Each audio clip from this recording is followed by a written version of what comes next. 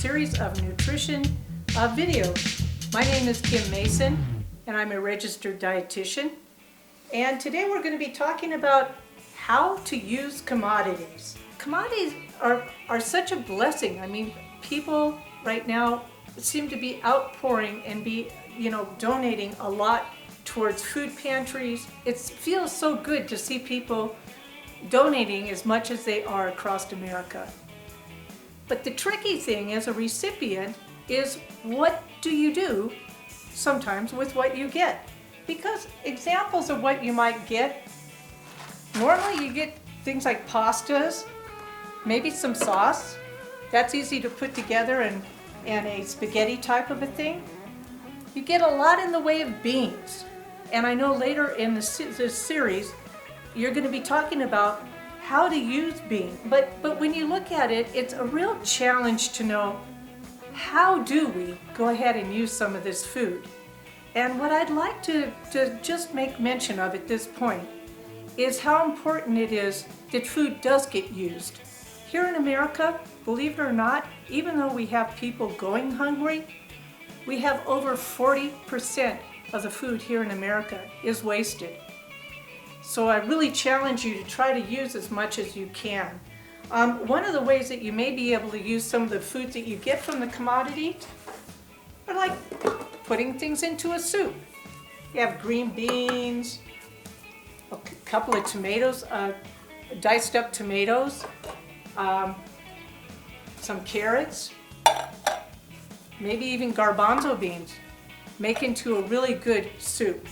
And that would be a really super good food, easy to put together. Given the fact that most of these are already cooked in the can, it would be a very quick way of doing things as well.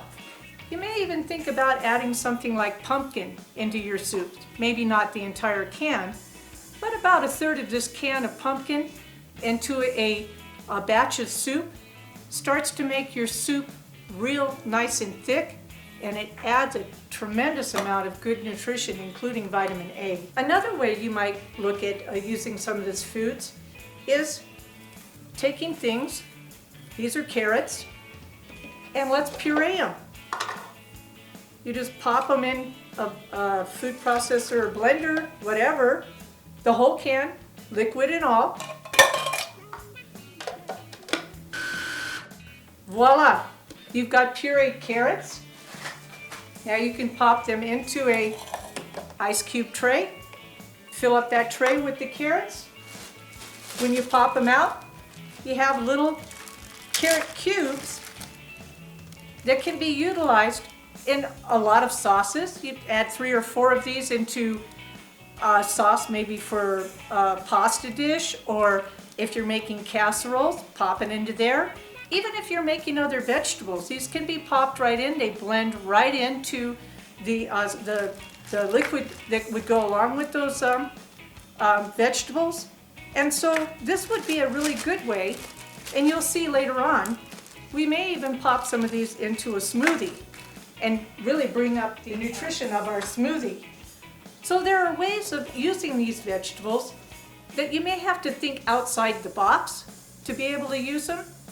But try to do as much as you can to get them into a format that you utilize them. You're going to be talking about beans later on, but these are lentils. Once you take lentils and you cook them, they're very easy to go ahead and cook more than you need, bag up the rest of them in a little Ziploc kind of a bag, pop them in the freezer. Now you have yourself lentils for if you want to add them into things like a tossed salad. You can add them into other dishes. If you're doing eggs in the morning, even add them into that. And they will really help you increase the nutrition of that particular plate, because really when you look at the benefits of beans, they really meet a niche that the American diet doesn't normally have covered. So they meet the typical things like your protein, your vitamin Bs, but they also have a very good source of a trace element called copper, magnesium. These are a little bit more difficult to get, particularly in the amount that you need to have. Things like your phosphorus. And all of these, because most of your foods don't just have them naturally. It's always a good thing to try to get your beans in because they do. So, if I was to have a bean, is there an interesting way of having a bean? Well, what do you think about a brownie? The brownie is being made out of a black bean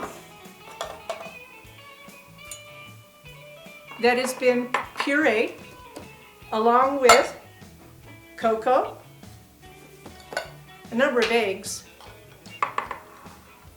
a little bit of sugar, small amount, applesauce, and a pinch of vanilla, and then some very deep dark chocolate chips. Easy for me to say. Once that all gets put together, you have a delightful brownie. The black beans, I'm not kidding you, once you puree them up, they really turn into a great medium for baking. So that's another way you can use some of your products that you get out of the boxes from the commodities. So eat well, be well. Thank you.